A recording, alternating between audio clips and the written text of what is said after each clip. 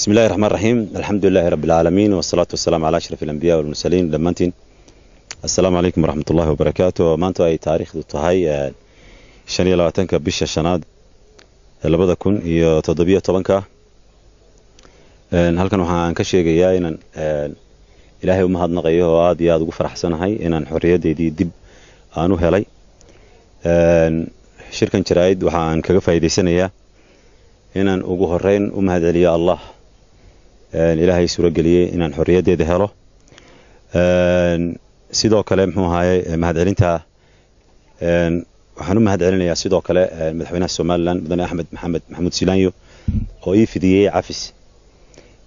aad iyo aad baan ugu mahadcelinayaa. waxaan kaloo aan u mahadcelinayaa dhammaan cid kastoo ay garab istaagtay meesha ay doonto ha joogto har iyo habeen ku fakaraysay sidaan xorriyadeeda u heli lahaa. يعني ما سو كوبي كرر runtii dadyoga يعني mana magacaabi karo imika munaasabad kale iyo waqti kale insha Allah ayaan faahfaahin ku bixin doona. waxaan doonayaa kale halkan inaan ka sheego yani kulli waxaad isweydiinaysaan oo de kulli warbaahin baatiino meelaha aad isweydiinaysaan iyo maxkamadii iyo sida ay ahayd iyo arrimahaas laga yaabaa inaad isweydiisaan yani idinku filan inaan cadaalad helay iyo inaan cadaalad helin garsoorihii xukumay iyo gudoomiyaha maxkamadda sare hadaladoodii siday u kala duwanaayeen iyo siday isaga hor imanayeen. garsoorihii xukunka igu riday iyo wixii la igu soo eedeeyay waxay ahaayeen iyo kadib wuxuu yiri gudoomiyaha maxkamadda sare markii ay warbaahintu ku wareysatay London hadaladaas ay u kala duwanaayeen ayaa muxuu ahayd ku filan halka inaan cadaalad helay iyo inaan cadaalad helin. waxaan halkan doonayaa inaan ka cadeeyo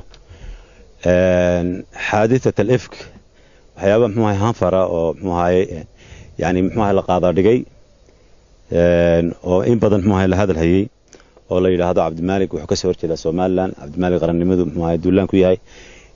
waxaan doonayaa halkan aan ka cadeeyo Cabdimaalik kama soo horjeedo Soomaaliland iska daynan ka soo horjeedo Soomaaliland laakiin cadowga Soomaaliland man ka soo horjeeda yani inay wax noqoto ay horumar gaadho ayaan doonaynaa. wixii ku duulaana inaan bayaamino aan farta ku fiiqno aan naano waxa weeye kaas ayaa ah cadow Soomaaliland.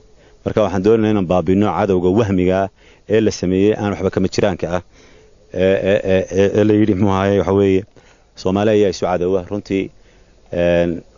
fariintaydu waxay ahayd markastaba dadka Soomaalida ahi inay walaalayihiin waa meesha runtii keenta badanaba yani la isweydiiyay Cabdimaalik Soomaaliland ka soo horjeeda macnaheedu ma aha haddaan idhaahdo Soomaali waa walaalo inaan ka soo horjeedo Soomaaliland. markaan leeyahay Soomaali waa walaalo waxaan ka hadlayaa Soomaali meel kastoo ay degto Djibouti yani Kenya Ethiopia Somaliland Muqdisho meesha doonto ha degto Soomaali laakiin waa walaalo yani kama hadlayno arrimihii muxuu ahaa siyaasadaha. marka waxa weeye arrinka walaalaynta Soomaalida inay walaalayihiin fariinta jacaylka Ilaahayna in amrayo oo ina leeyahay inamal mu'miniina ukhwa ayaa runtii si khaldan looga faa'iideystay oo dadka la fahansiiyay oo dadka muxuu ahaa si khaldan loogu sheego la yiraahdo Cabdimaalik oo ka soo horjeeda Soomaaliland kamana soo horjeeda Soomaaliland garabkeeda ayaan ahay. waxaan doonayaa runtii halkan inaan muxuu ahaa iyadana ka iftiimiyo yani haddaan anigu maadaama aan maanta xorriyadeedii helay oo alxamdulillah aan dabada taaganahay waxaan doonayaa inaan u sheego madaxweynaha Soomaaliland iyo cid kastoo ay khusayso cadaaladda oo dulmigana nacab waxaan u sheegayaa inay jiraan xabsigan ka soo baxay dad ay ku muddo dhaaftay muddadii xabsiga qaar ay muddo 6 sano ay dhaaftay intay xidhnaayeen oo uu ka dhamaaday oo aan la sii deyn. runtii arrinkaas aan doonayaa in muxuu ahaa diiradda la saaro oo muxuu ahaa dadkaas dulman ee dhibaataysan iyaga awgood roobku ma inoogu dii waayay in laga soo daayo oo laga qaado oo jeelka laga soo daayo dad badan oo dhibaataysan baa jira. waxa laga yaabaa in aanay bulshadu ka warqabin. runtii anigu muxuu ahaa dad halkaas aan ku soo arkay dhibaataysan oo muddadii ay dhaaftay. insha Allah cadaaladda iyo muxuu ahaa meelihi aan soo maray ilaa booliska ilaa xeer ilaalinta ilaa maxkamadda ilaa jeelka wixii aan soo arkay inaan cadaalad meelaha ku soo arkay inaan ku soo arag mar labaad baan muxuu ahaa shir jaraa'id oo kale oo faahfaahsan aan ka qaban doona aan arrimaha kaga hadli doona. gabagabadii waxa muxuu ahaa fooda inagu soo haysa bishii barakaysaneed ee Ramadaan bishaas oo ah bil khayr qabta waxa weeye alxamdulillah markan waxaan u muuqdaaba inaan u soo baxay dadkii muxuu ahaa jilicsanaa dadkii dan yartaha. marka waxaan ugu baaqayaa samafalayaasha muxsiniinta meel kastoo ay joogaan inay dadka dan yartaa ee dhibaataysan inay bisha barakaysan ay muxuu ahaa soo kaalmeeyaan ololihii kaalmee kuwana waxa weeye waan sii wadaynaa mar labaad iyo mar saddexaad iyo ogolaada inaan u mahadceliyo يعني سيجار أقوم هذا اليوم مدحونها الصومال للمدن أحمد محمد محمود سيلانيو وعافي سيفدي والسلام عليكم ورحمة الله وبركاته.